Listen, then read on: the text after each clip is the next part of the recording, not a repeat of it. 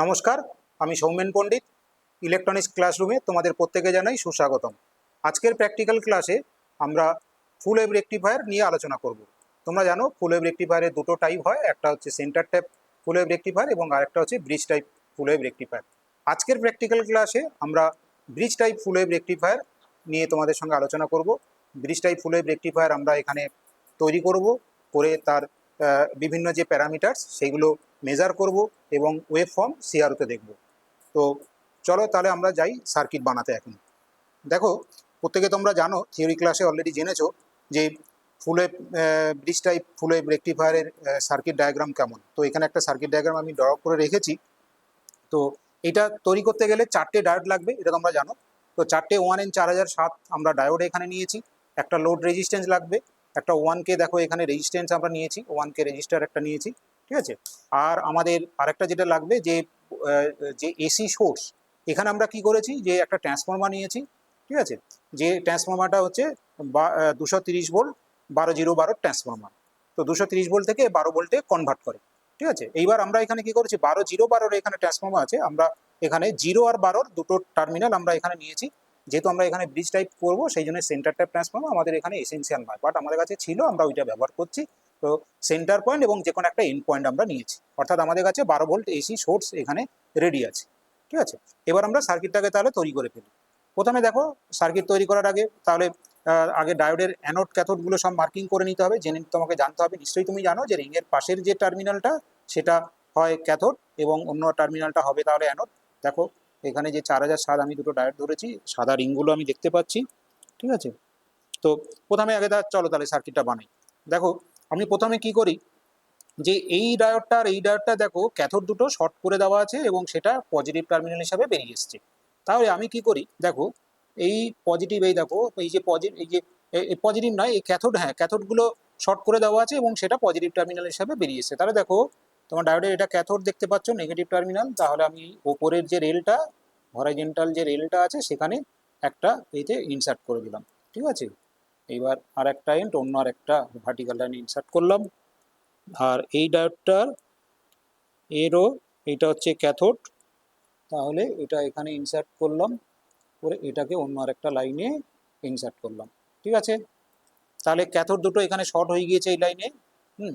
আচ্ছা, এবার অ্যানোড দুটো দেখো, যে নেগেটিভ টার্মিনাল সেখানে দেখো অ্যানোড দুটো দেখো শর্ট হয়ে আছে, ঠিক আছে। তাহলে এইভাবে তুমি যদি করো না, সার্কিটটা খুব তাড়াতাড়ি তুমি করতে পারবে। তাহলে দেখো এই যে এখানে যে দুটো ডায়োড তুমি দেখতে পাচ্ছ, এই যে রিং দুটো এক এতে আছে, তাহলে এই দুটো হচ্ছে অ্যানোড আর এই দুটো হচ্ছে ক্যাথোড। তাহলে অ্যানোড দুটো এখানে নেগেটিভ যে রেল, আমরা এটাকে নেগেটিভ রেল তৈরি করছি, তাহলে এখানে ঢুকিয়ে দিলাম দুটোকে, ঠিক আছে। এই দিয়ে দাও, এই দিয়ে এইবার এখানে এর সঙ্গে এর যে ক্যাথোডটা ছিল এর অ্যানোডের সঙ্গে কানেক্ট করে দাও, আর এর যে ক্যাথোডটা ওই ডায়োডের অ্যানোডের সঙ্গে কানেক্ট করে দাও। তাহলে এখন কিন্তু হয়ে গেল তোমার ব্রিজ টাইপ রেকটিফায়ার রেডি। এইবার তোমাকে এসি সোর্স দিতে হবে। এসি সোর্স কোথায় দেবো না, এই দুটো পয়েন্ট, এই যে এই পয়েন্ট আর এই পয়েন্টের মধ্যে তোমাকে দিতে হবে, এই যে এই পয়েন্ট আর এই পয়েন্টের মধ্যে, ঠিক আছে। তাহলে আমি এই এসি সোর্স দুটো দিয়ে দিলাম, এই পয়েন্ট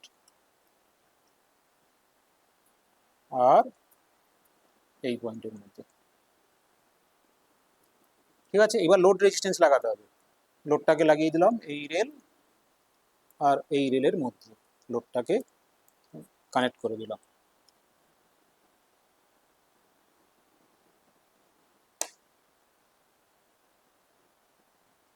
ঠিক আছে। এখন তাহলে কানেকশন হয়ে গেল, ঠিক আছে। এইবার সার্কিট তৈরি হয়ে গেছে। এবার আমরা সিআরও সাহায্যে ওয়েবফর্ম দেখব। তার আগে আমরা সিআরওটা কানেকশন করে নিই। সিআরও সাহায্যে ওয়েবফর্ম দেখে আমরা বুঝে যাব যে আমাদের সার্কিট ঠিক আছে কিনা।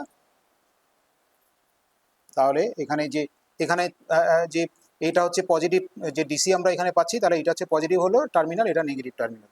এই পজিটিভ এবং নেগেটিভের মধ্যে সিআরওটা কানেক্ট করে দিয়েছি, ঠিক আছে। সিআরও টার্মিনাল কানেক্ট করে দিয়েছি।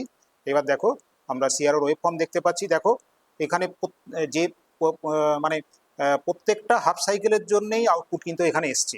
এই দেখো এই একটা হাফ সাইকেল, এই একটা হাফ সাইকেল, এই একটা হাফ সাইকেল, সব হাফ সাইকেলগুলো একদিকে চলে এসছে। তাহলে এটা আমরা ফুল ওয়েভ রেকটিফায়ার বলতে পারি। তো তাহলে আমরা এইটুকু এখানে ডিসিশন নিলাম যে আমাদের সার্কিট কিন্তু এখানে ঠিক আছে। তো এইবার আমরা চলে করবো কি, তাহলে যে বিভিন্ন যে প্যারামিটার্সগুলো আছে সেই প্যারামিটার্সগুলো আমরা মেজারমেন্ট করে নেবো মাল্টিমিটারের সাহায্যে, এবং প্রয়োজনে আবার সিআরও ব্যবহার করব। করে আমরা ডিসি ভোল্টেজ বা আদার্স যেগুলো AC voltage, repeal factor, efficiency, এগুলো সব আমরা এখন মেজারমেন্ট এবং ক্যালকুলেশন করব। তাহলে চলো আমরা শুরু করি, মেজারমেন্ট শুরু করি।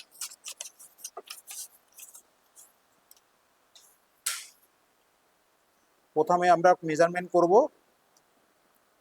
এসি এসি ভোল্টেজ, মানে এই যে ট্রান্সফরমার সেকেন্ডারি থেকে যে এসি তুমি ভোল্টেজ পাচ্ছ সেটা আমরা মেজার করে নেবো মাল্টিমিটারের সাহায্যে। তাহলে মাল্টিমিটারের প্রথমে মাল্টিমিটার সেট করো। মাল্টিমিটারের এসি ভোল্টেজ আমরা যেহেতু করবো, তাহলে ভোল্টেজে দিলাম এবং এসিতে সিলেক্ট করলাম, দিয়ে মাল্টিমিটারে দুটো প্রব নিলাম, নিয়ে এসি এই দুটো ইনপুট টার্মিনাল অ্যাকচুয়ালি ব্যবহার করছি আমরা এখানে, সেই দুটো কোন দুটো, এই দুটো, ঠিক আছে, এসি ইনপুট। তাহলে এখানে টাচ করলাম, দেখো তাহলে এসিতে আমরা ভোল্টেজ দেখতে পাচ্ছি 13.16, ঠিক আছে। এটা হচ্ছে সেকেন্ডারি ভোল্টেজ, যেটা এসি ভোল্টেজ তার আরএমএস ভ্যালু, মানে অথবা রেকটিফায়ারের ইনপুটে যে এসি ঢুকছে তার আরএমএস ভ্যালু 13.16। তাহলে এখানে আমরা মার্ক করি 13.16। আমরা এখানে যে শিট আমরা 13.16 মার্ক করলাম। এরপর এই যে এসি ভোল্টেজ পেয়ে গেলাম, এইটার হেল্প নিয়ে আমরা যে ডিসি ভোল্টেজ, যেটা ক্যালকুলেটেড যে ডিসি ভোল্টেজ, সেটা বের করে নেব। তো এখানে যে ফর্মুলা যেটা হচ্ছে যে ডিসি ভোল্টেজের formula VDC is equal to 2 Vm/π, অর্থাৎ 0.9 ইন্টু ভিএস আরএমএস। ভিএস মানে সেকেন্ডারির যে ভোল্টেজটা, ট্রান্সফরমার সেকেন্ডারি যে ভোল্টেজটা। তাহলে 13.6 ইন্টু 0.9 করলে কত দাঁড়াচ্ছে, 12. এখানে তুমি পাচ্ছ 12.24, 12.24 যেটা পাচ্ছি আমরা সেটা লিখলাম। এইবার আমরা মাল্টিমিটারের সাহায্যে যে লোডের অ্যাক্রস, এই যে লোড, সেই লোডের অ্যাক্রসে যে ডিসি ভোল্টেজ, সেই ডিসি ভোল্টেজটা আমি মাপবো। মাল্টিমিটারকে ডিসিতে সেট করি, করার পর এটা যেহেতু লোডের পজিটিভ টার্মিনাল, এটা নেগেটিভ টার্মিনাল, তার দুটোর সঙ্গে টাচ করলাম। এখন দেখি, এখন আমরা এখানে পাচ্ছি 10.48, 10.48 পাচ্ছি, ঠিক আছে, যেটা পেলাম 10.48। আর একবার দেখিনি, 10.48, ঠিক আছে। তা লোডের অ্যাক্রসে যে ডিসি ভোল্টেজ সেটা আমরা পাচ্ছি 10.48 ভোল্ট, এত ভোল্ট পেলাম। আচ্ছা, এরপর আমরা চলে আসি, এটা গেল ডিসি ভোল্টেজ পেয়ে গেলাম। এবার রিপিল ফ্যাক্টর আমরা মেজারমেন্ট করবো। তাহলে রিপিল ফ্যাক্টর মেজারমেন্ট করতে গেলে কি করতে হবে, আগে লোডের অ্যাক্রসে যে এসি ভোল্টেজ, সেই এসি ভোল্টেজটা মেজার করে নিতে হবে। তো মাল্টিমিটারকে এসিতে সেট করি, এসিতে সেট করার পর এইবার লোডের অ্যাক্রসে এসি ভোল্টেজ, এটা হচ্ছে লোড, এই লোডের অ্যাক্রসে এসি ভোল্টেজ আমরা মাপছি। দেখো 5.67 এখানে পাচ্ছি, 5.67 যেটা পেলাম সেটাই মার্ক করি, 5.67। এখানে হচ্ছে যে রিপিল ভোল্টেজ 5.6 এত ভোল্ট পেলাম। এবার তাহলে রিপিল ফ্যাক্টর কত হবে, ফর্মুলা আছে VRMS বাই ভিডিসি। এখানে VRMS মানে কি, repeal voltage across the load এবং লোডের অ্যাক্রসে ডিসি ভোল্টেজ, দুটো রেশিও। তাহলে আমরা লোডের অ্যাক্রসে এসি ভোল্টেজ পেয়েছি 5.65, একটু আগে মেজার করলাম, আর ডিসি ভোল্টেজ পেয়েছিলাম 10.48। তাহলে এখানে কি হবে, ক্যালকুলেশন করলে 5.67 ডিভাইড 10.48, দেখো তুমি পাচ্ছ 0.4, এখানে আমাদের রেজাল্ট আসছে 0.54 এইটা আসছে। তো নিয়ার অ্যাবাউট ক্লোজলি প্রায়, মানে আমরা ফুল ওয়েভ রেকটিফায়ারের ক্ষেত্রে আমরা জানি যে 0.48 হয়, তো এখানে আমরা সেটা পেলাম 0.541, সামান্য একটুখানি চেঞ্জ হয়েছে, একটু বেশি আছে সামান্য। তো ঠিক আছে, এর জন্য কোনো অসুবিধা নেই, সামান্য একটু বেশি আছে। তো এরপরে আমরা কি করব, এরপরে আমরা সিআরওর সাহায্যে আবার কিছু মেজারমেন্ট করে নেব, ঠিক আছে। মানে যে ইনপুটে যে এসি ভোল্টেজ আমরা দিচ্ছি, এখানে যে এসি ভোল্টেজ দিচ্ছি, সেই এসি ভোল্টেজের তার peak to peak voltage measure করে নেব, তার টাইম পিরিয়ড মাপবো, এবং যে লোডের অ্যাক্রসে যে পালসেটিং ডিসি পাচ্ছি তার তোমার হচ্ছে পিক ভোল্টেজ বা তার যে টাইম পিরিয়ড এবং ফ্রিকোয়েন্সি, এগুলো সব আমরা এখান থেকে সিআরও থেকে বের করে নেব। প্রথমে আমরা এসি যে দিচ্ছি সেকেন্ডারিতে, সে ট্রান্সফরমার সেকেন্ডারি থেকে যে এসি পাচ্ছি, যেটা কিনা আমরা রেকটিফায়ারে দিচ্ছি, সেটা আমরা সিআরওতে কানেক্ট করব। তাহলে সিআরওতে এসি কানেক্ট করব, তাহলে এই পয়েন্ট এখানে চেঞ্জ করতে হবে। দেখো এই যে সিআরও দুটো পয়েন্ট ইনপুট টার্মিনাল, একটা হচ্ছে এই ব্ল্যাকটা এখানে দিয়ে দিলাম, এসিতে একটা ইনপুটে দিলাম, আর একটা টার্মিনালকে এসির আর একটা ইনপুটে দিয়ে দিলাম, ঠিক আছে। এসির নেই, দিয়ে দিলাম। এখন দেখো এসি এখানে ওয়েব ফর্মটা চলে এসছে, এসির ওয়েব ফর্ম এখানে দেখো ঠিকই আছে মোটামুটি। এবার একটুখানি জাস্ট আমাদের সেটিংটা সঠিকভাবে করে নিতে হবে। এই যে হরাইজন্টাল লাইন যেটা আছে সেই হরাইজন্টাল লাইনের মানে আমরা মাপতে যাচ্ছি কি, যেহেতু এই পিক আর এই পিক, তাহলে একটা পিককে হরাইজন্টাল লাইনের সঙ্গে ম্যাচ করাতে হবে। তো এখানে একটু ওয়াই পজিশনের সাহায্যে আমরা অ্যাডজাস্ট করে নিই। এই ঠিক আছে, মোটামুটি ঠিকই আছে।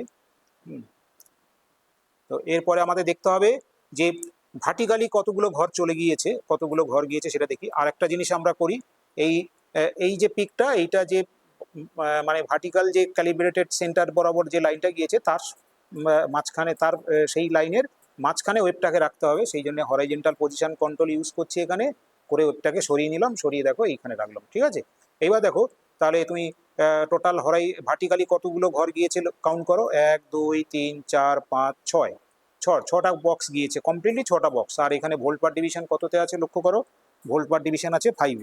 তাহলে 6 × 5, মানে আমরা এখানে পিক টু পিক ভোল্টেজ পেলাম 6 × 5, পিক টু পিক ভোল্টেজ পাচ্ছি using CRO, peak to peak voltage পাচ্ছি 6 × 5 তোমার হচ্ছে ভোল্ট, এটা হচ্ছে তাহলে 30 ভোল্ট, 30 ভোল্ট। এবার পিক ভোল্টেজ তাহলে কত হবে, পিক ভোল্টেজ যদি বের করি, তো এই এর পিক ভোল্টেজ যদি বের করি তাহলে এর অর্ধেক হয়, তাহলে 30 ভোল্ট বাই 2 করলে হবে 15 ভোল্ট পিক ভোল্টেজ। এবার আমরা টাইম পিরিয়ড ম্যাপিং, এই যে ওয়েব ফর্মটা সিগন্যালটার তার টাইম পিরিয়ড ম্যাপিং, মানে যে সেকেন্ডারিতে যে যে এসি ভোল্টেজ পাচ্ছি বা রেক্টিফায়ারে যে ইনপুটে যে এসি ভোল্টেজ দিচ্ছি তার টাইম পিরিয়ডটা মাপি, সেখান থেকে ফ্রিকোয়েন্সি মেপে নেব। তাহলে এই যে টাইম পিরিয়ড মাপার সময় আগেই বলেছি যে কি করতে হয়, এই যে ক্রস লাইন, এই যে ভার্টিক্যাল এখানে হরাইজন্টালের যে ক্রস লাইন, এখানে ওয়েবটাকে আমরা নিয়ে আসবো পজিশন কন্ট্রোলের সাহায্যে, হরাইজন্টাল পজিশন কন্ট্রোলের সাহায্যে এই নিয়ে এলাম, এই ঠিক আছে। তাহলে দেখো এই যে ঠিক এই পজিশনে নিয়ে এলাম। এইবার দেখো কটা ঘর গিয়েছে, দেখো 1 2 3 4। এখানে ওয়েব ফর্মটা একটু দেখো ওয়েব ফর্মটা কিন্তু ভাইব্রেশন মানে এইরকম ভাবে কাঁপতে থাকবে। তো তার কারণ যেহেতু ফ্রিকোয়েন্সি খুব কম, তার মধ্যেই আমাদেরকে মেজারমেন্টটা কমপ্লিট করে ফেলতে হবে। তো আমরা দেখতে পাচ্ছি এখানে হরাইজন্টালি 4টে বক্স গিয়েছে, একটা ওয়েব মানে এখান থেকে শুরু হয়েছে শেষ হয়েছে এইখানে।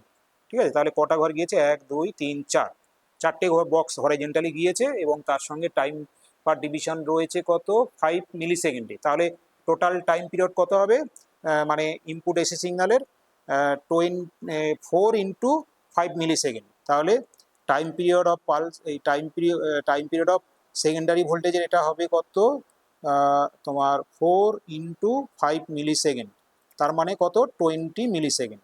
তাহলে টাইম পিরিয়ড পেয়ে গেলাম। তাহলে ফ্রিকোয়েন্সি ইকুয়াল টু ফর্মুলা কি, frequency equal to 1 by time period, অর্থাৎ 1/20 মিলি সেকেন্ড। সেটা করে দেখো তাহলে হবে কত, তোমার হচ্ছে 50 হার্টজ, 50 হার্টজ।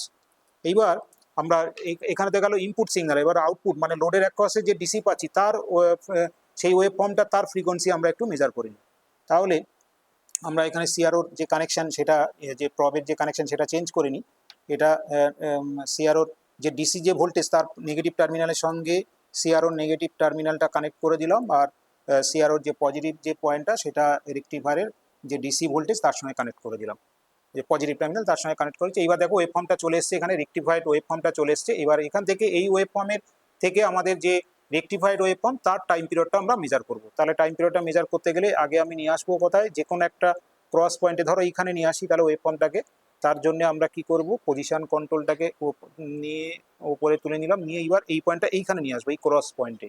তাহলে হরাইজন্টাল শিফটের সাহায্যে এই নিয়ে এসে এইখানে দেখো, এখান থেকে এই পর্যন্ত, বা তুমি যদি বলো এখান থেকে এই পর্যন্ত একই, অসুবিধা নেই।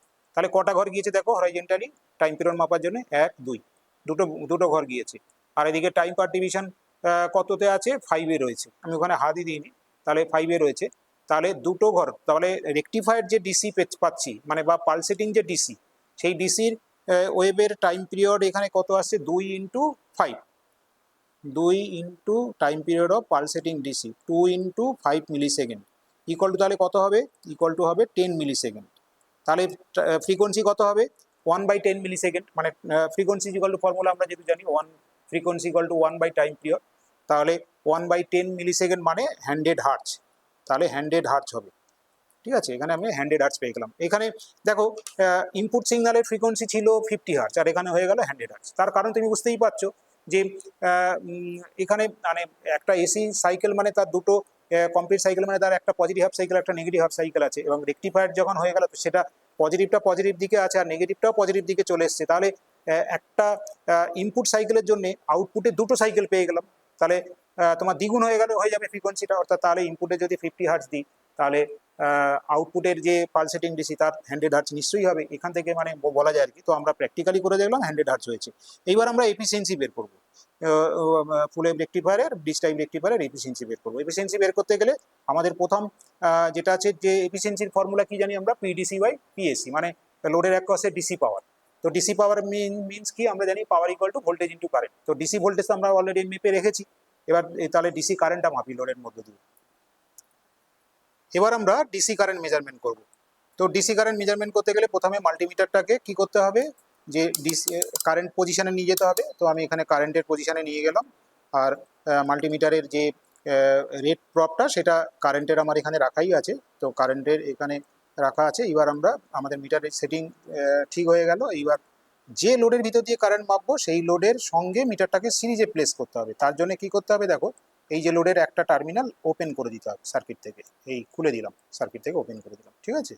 এইবার দেখো মিটারের যে প্লাস টার্মিনাল সেটা রেকটিফায়ারের যে পজিটিভ টার্মিনাল তার সঙ্গে টাচ করলাম, এবং মিটারের অন্য টার্মিনালটা ব্ল্যাকটা এই রেজিস্ট্যান্সের সঙ্গে টাচ করলাম। এখন দেখো মিটার দেখাচ্ছে 10.71, 10.71 দেখাচ্ছিল। তাহলে আমি ডিসি কারেন্ট এখানে আমি নোট করে নিলাম 10.71 মিলি অ্যাম্পিয়ার, ঠিক আছে।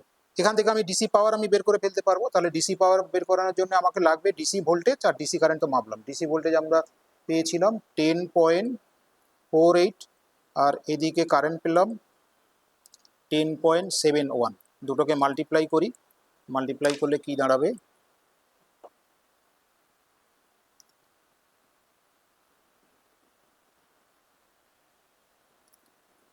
10.48 ইন্টু 10.771। তাহলে এখানে আমি পাচ্ছি 112.24 মিলিওয়াট, মিলিওয়াট পেলাম। তাহলে এখানে আমি ডিসি পাওয়ারটা বের করে ফেললাম। এবার আমরা এসি পাওয়ারটা বের করব। তাহলে এসি পাওয়ার বের করতে গেলে আগে এসি কারেন্টটা মেপে নিতে হবে। তাহলে আমরা মিটারে চলে যাই, কারেন্টের এসি রেঞ্জ সিলেকশন করি। এইবার লোডের এটা কমপ্লিট করে দিই, লোডে।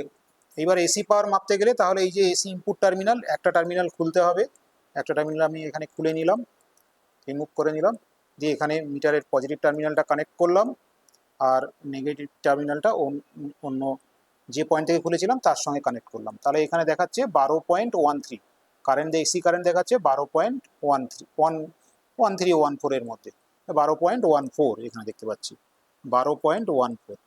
তাহলে 12.14 মিলি অ্যাম্পিয়ার কারেন্ট পাওয়া যাচ্ছে। এবার আমি এসি পাওয়ারটা তাহলে বের করে নিই। এসি ভোল্টেজ ছিল সেকেন্ডারি ভোল্টেজ 13.6, তার সঙ্গে 12.14 মাল্টিপ্লাই করি মিলি অ্যাম্পিয়ার। তাহলে দেখি 13.6 ইন্টু 12.14, তাহলে পাওয়ার এসি পাওয়ার হচ্ছে 165.104 মিলি ওয়াট, ঠিক আছে। এবার এফিসিয়েন্সি বের করি। তাহলে ডিসি পাওয়ার এসি পাওয়ার বেরিয়ে গেল। এবার পিডিসি বাই পিএসি ইন্টু 100 করলে আমরা এফিসিয়েন্সি পেয়ে যাব। তাহলে পিডিসি হচ্ছে 112.24 ডিভাইড এসি পাওয়ার 165.104। তাহলে এখানে আমরা পাচ্ছি, এখানে এফিসিয়েন্সি পাচ্ছি 0.6। এর সঙ্গে যদি আমরা পার্সেন্টেজে পেতে চাই তাহলে 100 দিয়ে মাল্টিপ্লাই করে দিলাম, তাহলে 67.98 আমরা বলতে পারি যে 68%, এক কথা বলতে পারি, ঠিক আছে। তাহলে এখানে আমরা যে পেলাম রিপিল ফ্যাক্ট, এই এফিসিয়েন্সি পেলাম, এফিসিয়েন্সি 68% পেলাম, যেখানে হোয়ারাস আমরা জানি যে ফুল ওয়েভ রেকটিফায়ারের এফিসিয়েন্সি 81.2% হয়। তো অনেক একটু ডিফার করে গিয়েছে। তো যাই হোক, আমরা এখানে যেটা প্র্যাকটিক্যালে পেয়েছি আমরা সেটাই এখানে নোট করেছি। তো আজকের প্র্যাকটিক্যালে তাহলে আমি তোমাদেরকে যে ব্রিজ রেকটিফায়ার সেখানে সার্কিট কীভাবে তৈরি করতে হয় সেটা শেখালাম। তারপরে সেখান থেকে কি করে ডিসি ভোল্টেজ মেজার করতে হয়, কি করে এসি ভোল্টেজ মেজার করতে হয়, কি করে কারেন্ট লোডের মধ্যে দিয়ে মেজার করতে হয়, কি করে রিফিল ফ্যাক্টর বের করতে হয়, কি করে এফিসিয়েন্সি বের করতে হয়, এই পুরো বিষয়টা তোমাদের সঙ্গে আজকের প্র্যাকটিক্যাল করে দেখালাম। আশা করি তোমরা প্রত্যেকেই বুঝতে পেরেছো। যদি তোমাদের কোনো কনফিউশন থাকে অবশ্যই কমেন্ট বক্সে কমেন্ট করে জানাও, আমরা তার উত্তর দেওয়ার চেষ্টা করব। আর নেক্সট ভিডিওতে আমরা নতুন একটা টপিকস নিয়ে আসবো। এর মধ্যে তোমরা প্রত্যেকেই ভালো থাকো এবং সুস্থ থাকো। ধন্যবাদ।